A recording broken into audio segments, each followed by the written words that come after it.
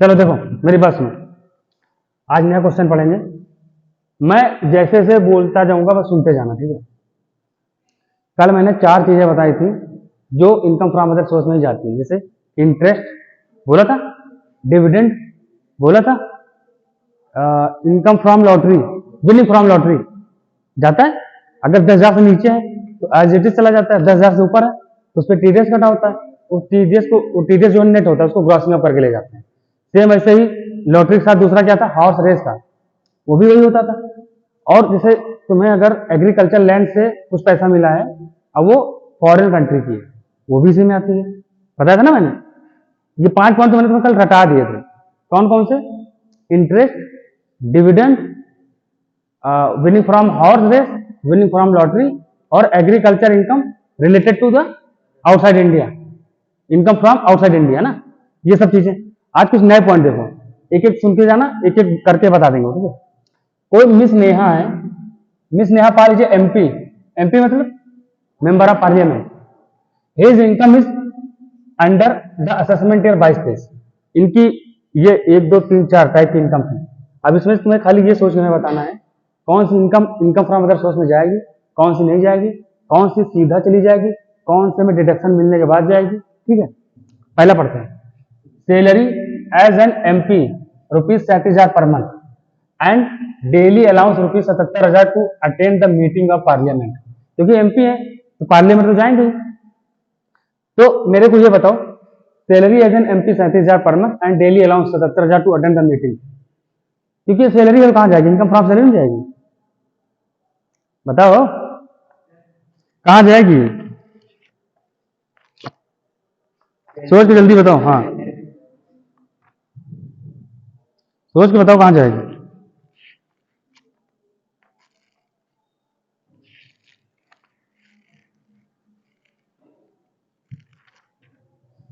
एक चीज जान लो, आप कोई जॉब नहीं कर रहे हैं जो आपकी सैलरी इनकम फ्रॉम सैलरी में जाएगी, आप एक सर्विस दे रहे हैं, समझ रहे हैं। तो आप ये सैलरी कहां जाएगी, इनकम फ्रॉम अदर सोर्स में। तो लिखो कंप्यूटेशन ऑफ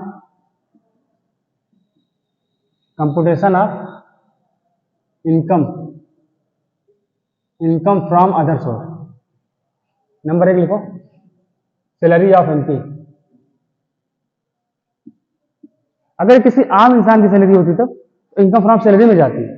जैसे बोल देते कि हम कॉलेज में पढ़ाते हैं उसके लिए हमें सैलरी मिलती है, तो यहाँ पे ना आती इनकम फ्रॉम अदर सोर्स में, आपके सैलरी हेड में जाती है। लेकिन ये एमपी की सैलरी है भाई, वो इनकम फ्रॉम अदर सोर्स में जाएगी। क्वेश्चन में से आए तो कंफ्यूज हो जाओगे। तो इनको कितना मिल रहा है, 37,000 पर मंथ मिल रहा है।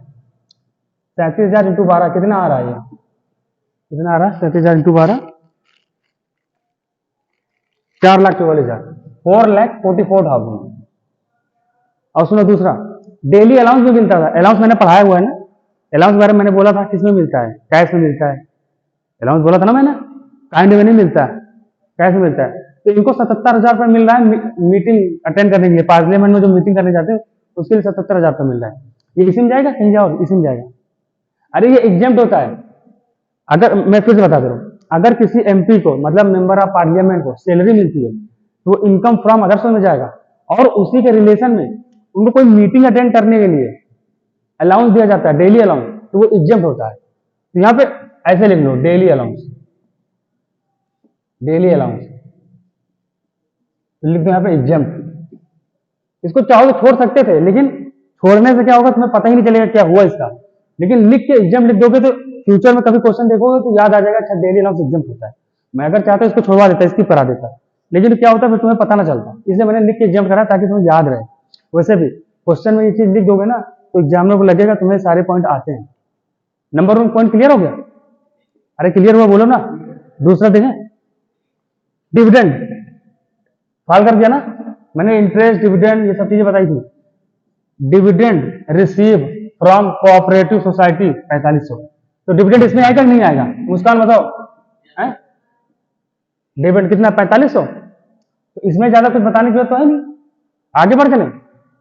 एक चीज मैंने और बताया था, एग्रीकल्चर अगर आउटसाइड इंडिया से है, एग्रीकल्चर इनकम अगर आपको मिल रही है तो अब वो इनकम इंडिया की नहीं है, आउटसाइड इंडिया की है, तो लेंगे नहीं लेंगे। और भूटान कहां पर है, यही अपने देश में तो है, तो कहां है, अरे यही तो है यार, जाफरगंज से आगे कहाँ पर है? मियाँ पास है। अरे भूटान कहाँ है बोलो? अदर इंडिया में बाहर है ना, अदर कंट्री में है, आएगी इसमें एग्रीकल्चर इनकम।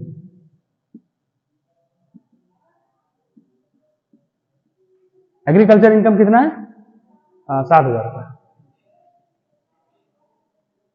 अब ये सबसे इंपॉर्टेंट एग्जाम में अगर क्वेश्चन आएगा तो बेहोशी छा जाएगी, इसलिए पहले ध्यान से सुनिए। मैंने उस दिन एक चीज समझाया था कि रॉयल्टी क्या होती है, पहले जानते पता है? रॉयल्टी जैसे मान लो तुमने कोई बुक लिखी किसी चीज को लेकर, जैसे ये किसमें थे? पॉलिटिक्स में थे। तो इन्होंने क्या किया, पॉलिटिक्स से रिलेटेड बुक लिखी।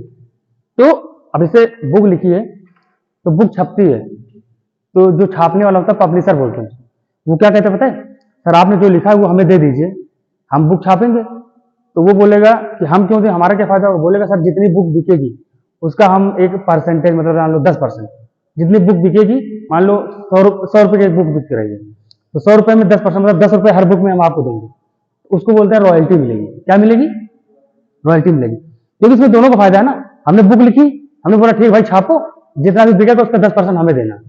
उसका फायदा ये है कि वो छाप के बेच रहा है, हमारा फायदा ये है कि हमें घर बैठे मिल रहा है, तो रॉयल्टी मिलती है। तो ये कहाँ जाती है? इनकम फ्रॉम अदर सोर्स में जाती है। कहाँ जाती है?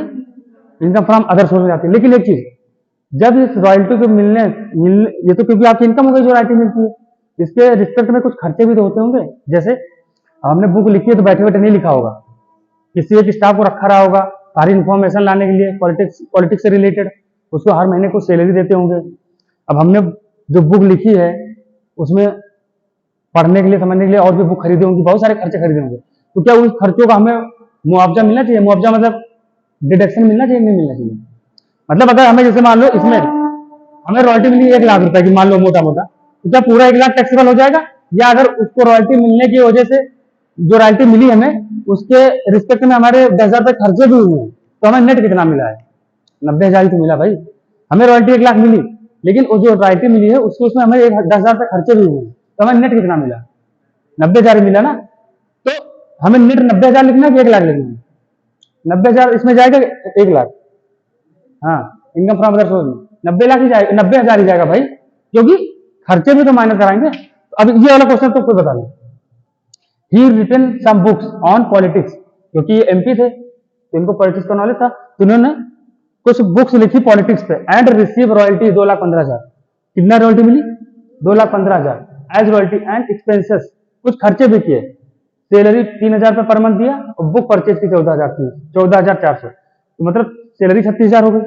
अरे पर मंथ ना 3,000, 36,000 ही 14,400, तो 2,15,000 इनकम फ्रॉम अदर सोर्स में लिखे, या 2,15,000 के नीचे ये दोनों माइनस करने के बाद लिखे?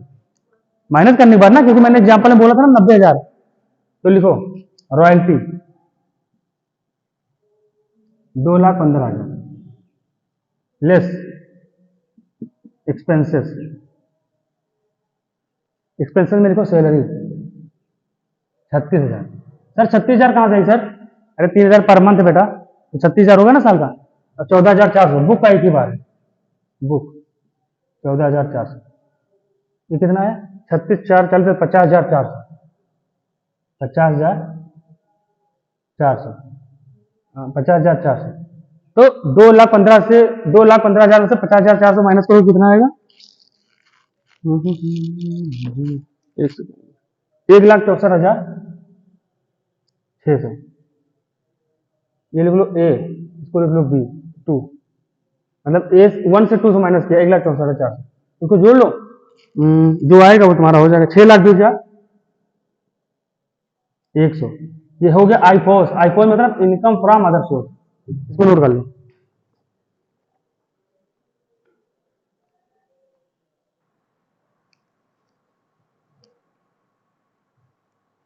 सुनो,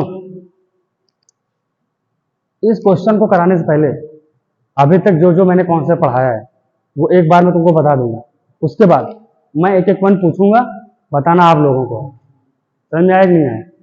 मैं पूछूंगा, बताना आपको, उससे पहले एक बार रिकॉल करा दे रहा हूँ, क्योंकि जितना क्लास में पार्टिसिपेट करोगे उतने अच्छे समझ में आएगा। मैं बोलता जाऊं आप सुनते जाएं, मैं पढ़ाता जाऊं आप सुनते जाएं, कोई मतलब नहीं है, इररिलेवेंसी है।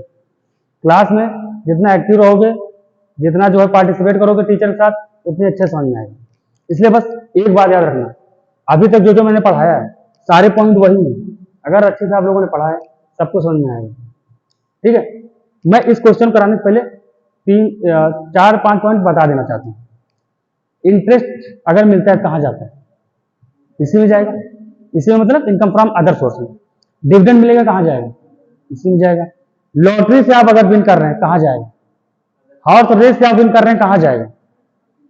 लेकिन लॉटरी और हॉर्स रेस वाला मैंने बोला था 10,000 से अगर अंदर है, अगर 10,000 से ऊपर है तो 70% होता है, उसको 100 करना होता है। लेकिन कभी कभी क्वेश्चन पता क्या होता है, 10,000 से ऊपर